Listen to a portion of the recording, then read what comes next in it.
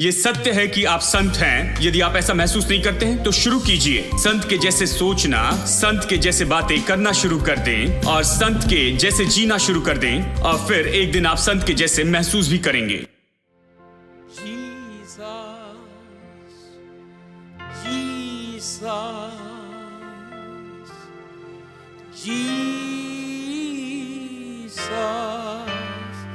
There's just something about that name,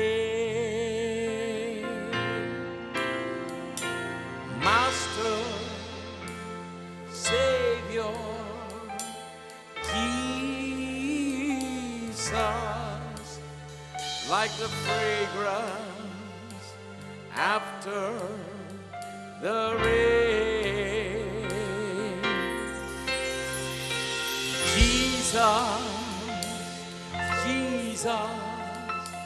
Jesus, let all heaven and earth proclaim.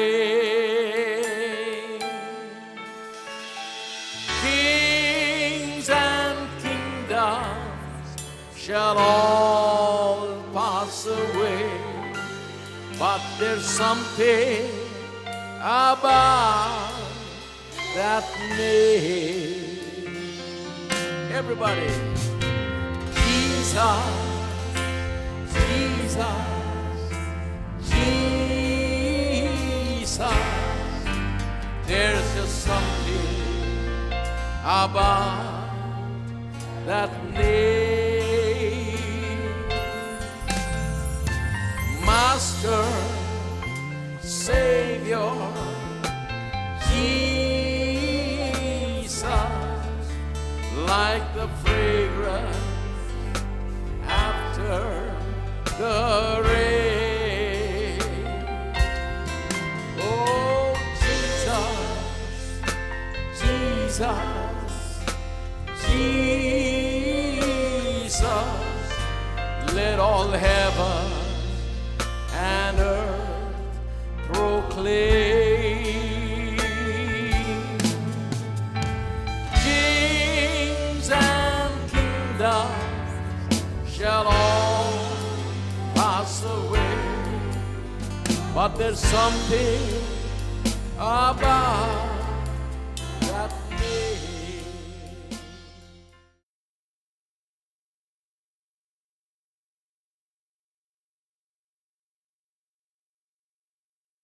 हम चर्चा कर रहे हैं कि हम कौन हैं, हम क्या हैं और हमारे पास में क्या है। सामान्य रूप में हम कौन हैं, हमारे पास क्या है, हम क्या कर सकते हैं, हमारे लिए क्या संभव है और ये सब यीशु मसीह के द्वारा।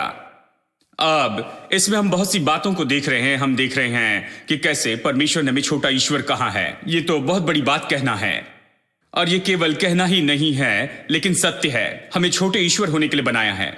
इसमें कुछ गलत नहीं, क्योंकि हम उससे आए हैं, हम उसके स्वरूप समानता में हैं और इस तरह वो हमें छोटे ईश्वर कहता है। उसका यह मतलब नहीं कि हम सर्वसामर्थी परमेश्वर इस तरह से, तो ये गलत होता। हम छोटे ईश्वर, इसका मतलब यह है कि हम परमेश्वर के स्वरूप और समानता में बनाए गए, हम परमेश्वर की संतान है। इस तरह से उसने हमें ऐसे ही बनाया है। और फिर हमने वाचा के बारे में चर्चा की। नई वाचा, वाचा बहुत ही दिलचस्प बात है, क्योंकि पुराने नियम में वाचा बहुत ही गंभीर बात थी। जब दो लोग आपस में वाचा बांधते थे तो वो बांटते थे अपने स्रोतों को जब भी उन्हें एक दूसरे की जरूरत होती। खास करके छोटे लोग जाकर बड़े लोगों के साथ में वाचा बांधते थे, उनकी सुरक्षा और उनके प्रयोजन के लिए। छोटे राजा जो छोटे राज्य पर राज्य करते थे, वो तो अपने आसपास के बड़े राजाओं से डरते थे कि वो आकर उन्हें किसी तरह उनके राज्य को हथिया न ले, उन पर अधिकार न करे। तो वो राजाओं के साथ वाचा बांधते थे, बड़े राजाओं के साथ, और उस वाचा में वो ढांके जाते थे। उनकी सुरक्षा होती, कोई उन्हें नहीं छूता, क्योंकि बड़े राजा जो है उसकी ओर से थे। और ये सब यही विचार था, इसलिए वाचा बांधी जाती थी। ये इतनी गंभीर थी कि वाचा तोड़ने वाला मारा जाता, और वाचा तोड़ना तो श्राप की बात होती थी। यानी वाचा तो गंभीर बात थी। अब परमेश्वर वाचा का संबंध का उपयोग करता है हमारे साथ में जुड़ने के लिए, और इसलिए यीशु ने वो कटोरा लिया, उसने लिया और फिर उसने कहा, जैसे हमने मत्ती अध्याय 26 वचन 28 में पढ़ा, ये मेरी नई वाचा का कटोरा है जो लहू बहाया गया नई वाचा के लिए, नई वाचा का लहू है। तो वो वाचा के संबंध में बात करता है। और मैंने आपको यह भी बताया कि वाचा ये शब्द है जिससे नियम के रूप में अनुवाद किया गया है। हमारे पास में पुराना नियम, नया नियम है। इसका सच में अर्थ है ये पुरानी वाचा और नई वाचा। यदि वाचा है तो वाचा देने वाला भी है। परमेश्वर वाचा देने वाला है, और जब वाचा देने वाला मर जाता है तो यह वाचा सक्रिय होती है। जब वाचा लिखने वाला मरता है तो वसीयत सक्रिय होती है। वाचा तो वसीयत है। मैंने आपको बताया कि कैसे हमें बाइबल को वसीयत के रूप में देखना है, जहां प्रभु अपनी इच्छा प्रकट करता है कि वो हमें क्या देना चाहता है, वो क्या चाहता है कि हमारे पास हो और हमारा क्या क्या है। सर्वशक्तिमान परमेश्वर ने हमें क्या क्या दिया है, और यही तो नियम या नया नियम इसी के बारे में है। उसने हमें छुटकारे के द्वारा क्या दिया है। तो वसीयत लिखने वाला यीशु आकर मरा। परमेश्वर जो कुछ भी हमें देना चाहता था उसने हमें दिया यीशु को भेजने के द्वारा, और उसे क्रूस पर मारने के द्वारा उसने इस नई वाचा को सक्रिय कर दिया। और अब जो कुछ भी ये नियम कहता है प्रभावी हो गया है। यीशु की मृत्यु के कारण ये जीवित हो गया है। वसीयत सक्रिय हो गई। अब ये परमेश्वर की इच्छा है। लोग कहते हैं हाँ, परमेश्वर की इच्छा पूरी हो। ये परमेश्वर की इच्छा है। क्या आपको लगता है परमेश्वर ने हमें ये किताब दी और फिर उसने कहा ठीक है तुम इसे प्रतिदिन पढ़ते जाना, उसके बाद में मेरी इच्छा जो है उसके अनुसार मैं करूंगा? नहीं, वो वही करेगा, प्रतिदिन वही करेगा जो वसीयत में लिखा है। यानी ये गंभीर बात है। और इसके पहले कि वो मर जाए और पिता के पास में स्वर्ग में जाए, यीशु ने पहले बता दिया कि नई वाचा के जो लोग हैं वो कैसे होंगे। जब ये नियम सक्रिय होता है तो फिर ये कैसे होगा, हम कैसे होंगे। यही तो वचन है। वचन 12 इसी के बारे में कहता है। वो कहता है, मैं तुमसे कहता हूं जो मुझ पर विश्वास रखता है ये काम जो मैं करता हूं वो भी करेगा, वरन इससे बड़े काम करेगा। क्योंकि देखिए ये सबसे महत्वपूर्ण बात है, क्योंकि मैं पिता के पास जाता हूं। वो कहता है मेरे मरने के बाद में नई वाचा जो है वो सक्रिय हो जाएगी और फिर मैं जी उठकर पिता के पास में जाऊंगा। मैं तुम्हें बताता हूं तुम कैसे हो जाओगे जब नई वाचा सक्रिय हो जाएगी। तुम कैसे लोग हो जाओगे। तुम मेरे जैसे काम करोगे और इससे भी महान काम तुम करोगे। बहुत से लोग इस वचन को कभी नहीं छूते हैं, क्योंकि इस वचन के बारे में हमें व्यवहार करना बहुत मुश्किल होता है। बिल्कुल वैसे जैसे कि पहाड़ हट जाएगा वचन जो है, हम हमेशा इन वचनों को बाजू रख देते हैं क्योंकि हम इसके साथ खिलवाड़ नहीं करना चाहते हैं। यह बहुत मुश्किल है। कैसे यीशु कह सकता है कि जो काम मैं करता हूं तुम भी करोगे और इससे भी महान काम करोगे। कुछ लोग उसकी महिमा के बारे में ही सोचते हैं। वो कहते हैं उसका क्या होगा अगर मैं महान काम करने लगूंगा तो उसकी जो महिमा है वो कम होती जाएगी और मैं ऊंचा उठाया जाता हूं और मैं उससे बड़ा हो जाता हूं। ये क्या है, ये नहीं हो सकता। उसकी बात समझ में नहीं आती। तो एक भाई ने कहा हम इसे केवल स्वर्ग में ही समझेंगे। चलो इसे बंद कर देते हैं, इसे नहीं देखेंगे, इसे स्वर्ग में ही समझेंगे। नहीं, तब समझना तो बहुत देरी हो जाएगी, क्योंकि उसने कहा कि उसके पिता के पास में जाने के बाद आप इस पृथ्वी पर यही तो करेंगे। तो मुझे अभी से समझना होगा, क्योंकि उसने ये वचन उन लोगों के लिए रखा है जो जीवित रहें उस समय में, जबकि तुरंत ही वो जब ऊपर उठाया गया था उसके बाद में। ये हमारे लिए है, खासकर हमारे लिए है। तो मैंने आपको बताया कैसे ये वचन सत्य है। ये कोई ऐसी बात नहीं जो उसने बस कही, और ये तो ऐसा है जो सत्य है और इसका यही अर्थ है। जो कहता है उसका अर्थ क्या होता है, वचन 13 और 14 यही तो हमें इसका विवरण देता है। जो कुछ तुम मेरे नाम से मांगोगे वही मैं करूंगा कि पुत्र के द्वारा पिता की महिमा हो। यदि तुम मुझसे मेरे नाम से कुछ मांगोगे तो मैं उससे करूंगा। अब ये प्रार्थना नहीं है, प्रार्थना थोड़ी अलग है। अगर आप अध्याय 16 वचन 23 पढ़ते हैं, यहां प्रार्थना पूरी तरह से अलग भाषा में बताई गई है। यह कहता है तुम पिता से मेरे नाम में मांगो और पिता तुम्हें यह देगा। यह पूरी अलग बात है। वो कहता है जो तुम मेरे नाम से मांगोगे मैं वही करूंगा। मैंने आपको दिखाया यहां पर मांगना यानी इसका दावा करना है। आपको याद है यीशु ने जब लोगों को चंगाई दी उसने प्रार्थना नहीं की, उसने दावा किया कि उठे और चले। उसने दावा किया कि आजाद हो जाए। उसने दावा किया कि चंगे हो। उसने कहा बस चंगे हो जाए। चंगाई के लिए प्रार्थना नहीं की। ऐसे कहीं नहीं देखते। आप बस देखते हैं कि उसने आज्ञा दी, मांग की कि ऐसे हो जाए। और जब वो मरने पर था, पिता के पास जाने वाला था, उसने कहा अब मैं जाता हूं, लेकिन संसार में आज्ञा देना और मांग करना नहीं छोड़ना। मैं तुम्हें यहां पर रखता हूं, तुम इसकी मांग करते चले जाओ मेरे नाम में। मैं जो करते रहा वो तुम करते रहना मेरे नाम से। जब तुम मेरे नाम में करोगे तो जो कुछ मैंने किया है वही होगा। क्योंकि मेरे नाम में करते हो। मैंने आपको बताया नाम क्या है, ये तो पावर ऑफ अटर्नी है। पावर ऑफ अटर्नी तो ऐसी है जहां पर आप ऐसे काम करते हैं जैसे कि वो व्यक्ति वहां पर खुद वहां पर है या वो व्यक्ति वहां रहता है। यदि मैं आपको पावर ऑफ अटर्नी दूं, शायद मैं इस शहर में या फिर इस देश में न रहूं, आप मेरी जगह पर काम कर सकते हैं, मेरे दस्तखत कर सकते हैं, और जो भी आप लेन देन करते हैं वो मेरे हस्तांतरण होते हैं। मैं कल इनकार नहीं कर सकता कि मैं इस कॉन्ट्रैक्ट में नहीं गया, मैंने इसे नहीं बेचा इस तरह या नहीं खरीदा, इस तरह की बात। जो भी आप मेरे नाम से करते हैं वो मेरे दस्तखत हो जाती हैं। जैसे मैंने दस्तखत किए हो, ये पावर ऑफ अटर्नी है। जैसे मानो मैंने इसे किया है, मैं इसके लिए जिम्मेदार होता हूं क्योंकि मैंने आपको पावर ऑफ अटर्नी दी है। यीशु पिता के पास जाने के पहले कहता है मैं तुम्हें पावर ऑफ अटर्नी देता हूं। यही समझने का तरीका है कि मेरे नाम उपयोग करे, तुम इसे मेरे नाम से करो। जब तुम इसे करते हो, हालांकि आप इसे करते हैं, ये मानो जैसे मैं इसे करता हूं, आप मेरे नाम से करते हैं। देखिए, जैसे मैंने इसे किया हो, इसलिए इसमें कोई समस्या नहीं, चिंता नहीं करनी कि यीशु की शोहरत कम हो जाएगी या उसकी महिमा कम हो जाएगी। नहीं, ये मैं नहीं, ये मैं उसके नाम में करता हूं। तो जो उसने किया वो मैं कर सकता हूं, और जो उसने किया उससे भी बड़े बड़े काम मैं कर सकता हूं, क्योंकि मैं इसे अपने नाम में और अपनी सामर्थ में से नहीं करता हूं, मैं उसके नाम में और उसकी सामर्थ में इसे करता हूं। हेलो, तो यहां पर कोई मतभेद नहीं है, कोई भी इसे समझने में कोई भी गड़बड़ी नहीं है। लेकिन एक बात है जो मैंने आपको नहीं बताई थी, और वो ये है, क्योंकि उसने कहा कि वो पिता के पास जाने के बाद तो लोग नई वाचा में वो काम करेंगे जो उसने किए है, और उससे भी बड़े बड़े काम करेंगे। मैं आपसे एक बात कहता हूं और एक चुनौती के रूप में से आपके सामने रखना चाहता हूं कि हम नई वाचा के लोग इतने आशीषित हैं और नई वाचा के लोग होने के कारण ऐसे युग में रहते हैं कि हम ऐसे काम करने की अपेक्षा करें जो स्वयं यीशु ने किए हैं, और उससे भी बड़े बड़े काम करें। हमें इससे शर्माना नहीं है, हमें महान कामों की अपेक्षा करनी है। देखिए, मैंने सोचता हूं वहां पहुंच चुके हैं, या फिर हम कह सकते हैं हमने बहुत सी सच्चाई को जाना है इसके, और उसके बारे में बहुत सा प्रचार सुना है, हमने बहुत कुछ सीखा है, हमने सब कुछ कर दिया है, हम इसमें बहुत सफल हो चुके हैं, बस इतना ही नहीं। ये तो केवल शुरुआत है मेरे दोस्तों। यीशु के वचन पर मैं विश्वास करता हूं। उसने कहा जो मैंने किया वो तुम भी करोगे, जो उसने किया वो मैं करना चाहता हूं। मैं उससे भी महान काम करना चाहता हूं, और मैं इससे बिल्कुल शर्मा कर दूर नहीं जाऊंगा, क्योंकि जब मैं महान काम करता हूं तो सारे जो लाभ हैं और सारी जो आशीषें हैं, वो सब जो उस महान काम करने से बाहर आता है वो मेरे पास आएगा। लेकिन सारी महिमा, सारी स्तुति और आदर यीशु का होगा। अब ये तो अच्छी डील है ना? मुझे आदर महिमा नहीं चाहिए, मुझे वो सारी आशीष चाहिए, वो सारी बातें जो परमेश्वर मुझे देना चाहता है कि संसार में मैं उसके काम कर सकूं। और सबसे बढ़कर मैं परमेश्वर को महिमा देना चाहता हूं। मैं चाहता हूं कि महिमा उससे मिले। तो महान आशीषों की अपेक्षा करें। कितने लोग नए साल में महान आशीषों की अपेक्षा करते हैं? यीशु ने जो किया और उससे भी बड़े बड़े काम करने की आप अपेक्षा करते जाएं।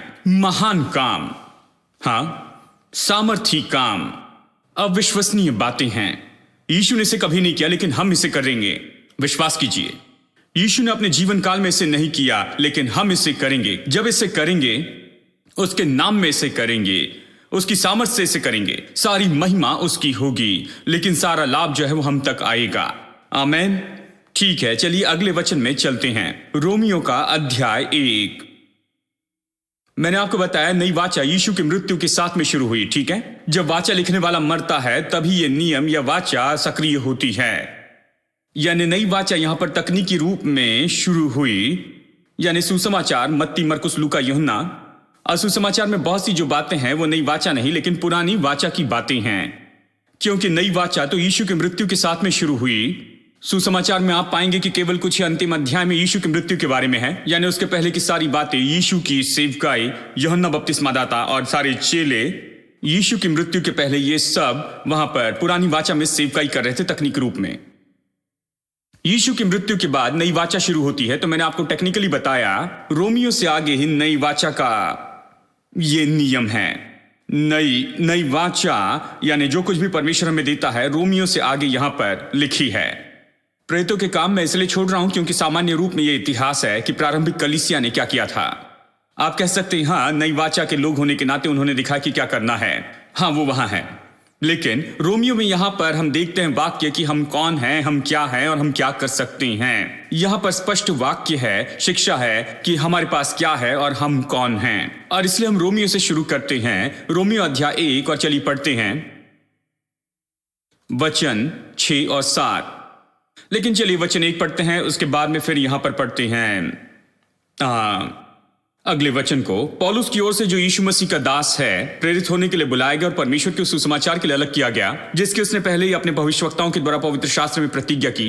अपने पुत्र हमारे प्रभु यीशु मसीह के विषय में प्रतिज्ञा थी। वो शरीर के भाव से दाऊद के वंश से उत्पन्न हुआ और पवित्रता की आत्मा के भाव से मरे हुए में से जी उठने के कारण सामर्थ के साथ परमेश्वर का पुत्र ठहरा।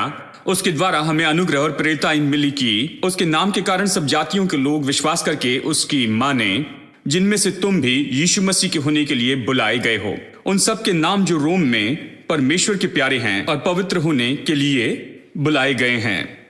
हेलो, पवित्र होने के लिए बुलाए गए। सब लोग कहें मैं संत होने के लिए बुलाया गया हूं।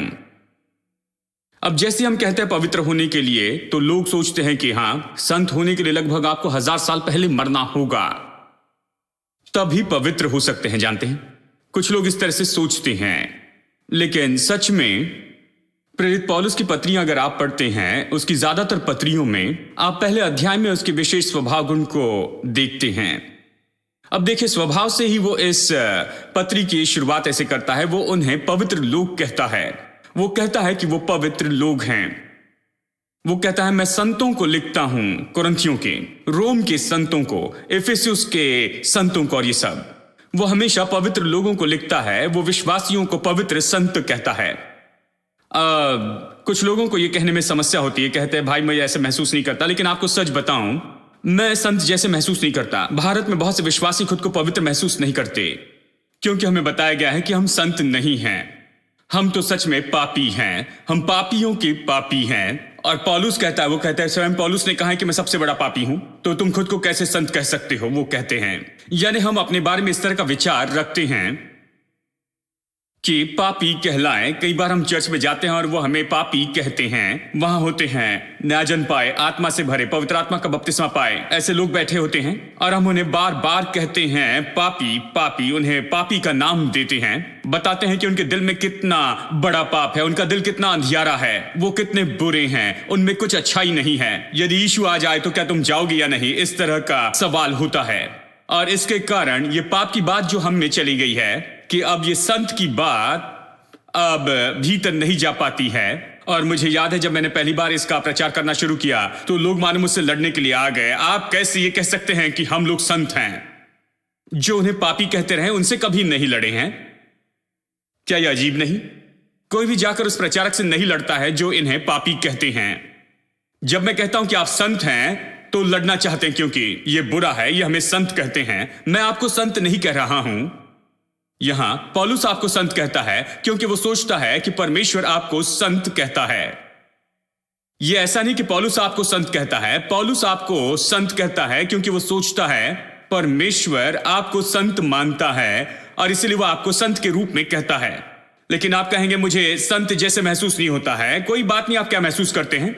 वो आपको संत कहता है, चाहे आप कुछ भी क्यों ना महसूस करें, परमेश्वर आपको संत कहता है। अब परमेश्वर जो कहता है उससे ज्यादा आप जो महसूस करते हैं वो महत्वपूर्ण है।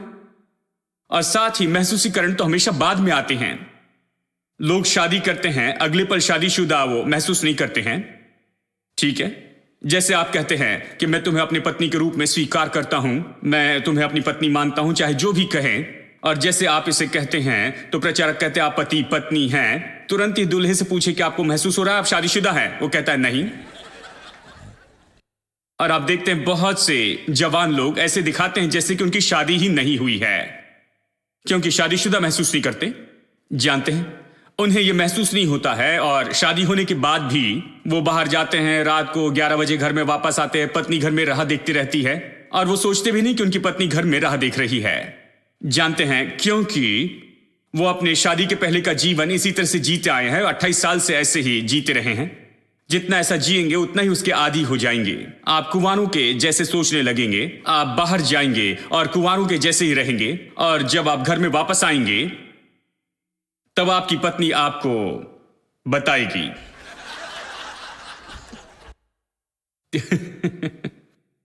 जब आप अपनी आधी तनख्वाह लेकर आएंगे और पूछेंगे बाकी कहां है, तब महसूस होगा कि आपकी शादी हो गई है। जब आप देरी से घर में आएंगे, वो पूछेंगे कहां गए थे, तब आपको महसूस होगा अरे हाँ, मुझे किसी को ना किसी को जवाब देना है, मेरा आधा हिस्सा यहां है। मैं इस आधे भाग को घर में छोड़कर जाता हूं, लेकिन आपको इस आधे भाग का सामना करना होगा। आप इसे नहीं भूल सकते, यह आपकी अर्धांगिनी है। तब महसूसीकरण आता है। जानते हैं, कुछ लोग कहते हैं मुझे उसके लिए कुछ महसूस नहीं होता है। कैसे महसूस करेंगे? क्या आप उसे हनीमून पर लेकर गए? क्या आप उसे बीच पर लेकर गए? क्या आप उसे कहीं पर लेकर गए हैं? आप उसे कहीं पर लेकर जाए, आप कहीं पर जाए और निश्चय ही आप जानेंगे, तब आप महसूस करेंगे। आप ऐसे ही महसूस नहीं करेंगे। लोग कहेंगे मेरे प्रभु, मैं तो मुफ्त में ये सिखा रहा हूं, कोई कीमत नहीं।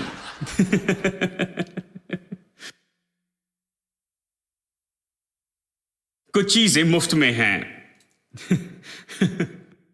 आप महसूसीकरण के आने की राह न देखें कि बाद में हनीमून पर लेकर जाए। वो आपको हनीमून पर इसीलिए भेजते हैं, ये इसलिए कि आप सिर से लेकर पैर तक इसे महसूस करें। जानते हैं, आप महसूस कर पाएंगे और आप अच्छा महसूस करेंगे सारी बातों के बारे में, क्योंकि जानते हैं ये इसी तरह से है। महसूसीकरण पहले नहीं आता है, सच्चाई पहले आती है। सच्चाई ये है कि आप शादीशुदा हैं। ठीक है, ये सच्चाई कितनी बड़ी है। अगर आप चर्च में जाते हैं, वादा करते हैं, रजिस्टर पर साइन करते हैं, तो इसे खत्म करने के लिए आप ये नहीं कह सकते मैं इसे छोड़ना चाहता हूं, घर जाना चाहता हूं। नहीं, आपको कोर्ट में जाना होगा, वकील करना होगा, कोर्ट में जाना होगा। भारत में 1 साल से ज्यादा समय लगता है और जज आपको बड़ी आसानी से तलाक नहीं देते हैं। जानते हैं, वो कहेंगे कि आप काउंसलिंग के लिए जाएं, और एक जज ने उनसे कहा कि आप फिल्म देखने जाइए।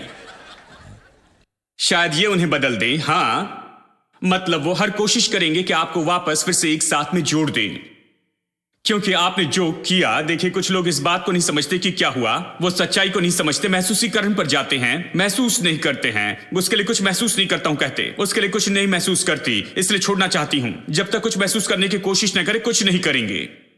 हेलो, महसूसीकरण बाद में आता है। यानी यहां संत की बात में ये इसी तरह से है। ये महसूसीकरण कि आप संत हैं, ये पहले नहीं आता। जैसे आप यीशु को उद्धारकर्ता और प्रभु स्वीकार करते हैं और दिल में लेते हैं, जैसे पवित्र आत्मा आपके दिल में उंडेला जाता है, आप तुरंत महसूस नहीं करते हैं। कई बार शायद पाएं, लेकिन देखिए, ये तो सामान्य बात नहीं है। आप तुरंत महसूस नहीं करते हैं। हम नहीं कहते यीशु को प्रभु अंगीकार करें और फिर पूछते हैं कैसे महसूस हो रहा है। नहीं, कुछ महसूस नहीं होगा। आप घर में जाते हैं और बस कल के जैसे ही सब है, और आप महसूस नहीं करते हैं कि बहुत कुछ बदल गया है। जानते हैं, लेकिन फिर जैसे आप यीशु को जानते हैं और फिर जैसे आप उसके वचन को जानते हैं, उससे बातें करते हैं, जैसे उससे प्रेम करते हैं, उसकी सेवा करते हैं, उसके लिए जीते हैं, जैसे चर्च में वापस आकर और ज्यादा वचन सुनते हैं, जैसे लोगों के साथ प्रार्थना करते हैं, जैसे उसकी आराधना करते, प्रेम करते, सेवा करते और ऐसे करते रहते हैं, मैं आपको बताऊं, आप ज्यादा और ज्यादा महसूसीकरण पाते चले जाएंगे। अच्छा महसूस करेंगे तो आप वापस जाना चाहेंगे। अच्छा महसूस कर रहे हैं इसलिए आप वापस जाकर प्रार्थना करना चाहेंगे, उपवास करना चाहेंगे, बाइबल पढ़ना चाहेंगे, इसे ज्यादा करना चाहेंगे, क्योंकि अच्छा महसूसीकरण आया है। ठीक है, तो महसूसीकरण के अनुसार ना चले। महसूसीकरण पहले नहीं, सत्य पहले है, सच्चाई पहले है। तो जब संत होने की बात आती है, यह सत्य है कि आप संत हैं। यदि आप ऐसा महसूस नहीं करते हैं तो शुरू कीजिए। संत के जैसे सोचना, संत के जैसे बातें करना शुरू कर दें और संत के जैसे जीना शुरू कर दें, और फिर एक दिन आप संत के जैसे महसूस भी करेंगे। In your presence, there is fullness of joy. At your right hand, there are pleasures evermore. You surround us with your favor, O Lord. The earth is full of your goodness. The earth is filled with your love. In your presence, there is fullness of joy. At your right hand, there are pleasures evermore. You surround us with your favor, O Lord. The earth is full of your goodness. The earth is filled with your exceedingly abundantly, far above all we could ever ask or think. Exceedingly abundantly, you give us all things to enjoy. In your presence, there is fullness of joy. At your right hand, there are pleasures evermore. Surround us with your favor, oh Lord. The earth is full of your goodness. The earth is filled in your presence. In your presence there is fullness of joy. At your right hand there are pleasures evermore. You surround us with your favor, oh Lord. The earth is full of your goodness. The earth is filled with your exceedingly, exceedingly, abundantly, far above all we could ever ask or think. Exceedingly, abundantly, you give us all things to enjoy. In your presence there is fullness of joy. At your right hand there are pleasures evermore. You surround us with your favor, oh Lord. The earth is full of your goodness. The earth is filled with your exceedingly, exceedingly, abundantly, far above all we could ever ask or think. Exceedingly, you give us all things to enjoy. In your presence there is fullness of joy. At your right hand there are pleasures evermore. You surround us with your favor, oh Lord. The earth is full of your goodness. The earth is filled exceedingly, exceedingly, abundantly, far above all we could ever ask or think. Exceedingly, abundantly, give us all things to enjoy. In your presence there is fullness of joy. At your right hand there are pleasures evermore. You surround us with your favor, oh Lord. The earth is full of your goodness. The earth is filled exceedingly, exceedingly, abundantly, far above all we could ever ask or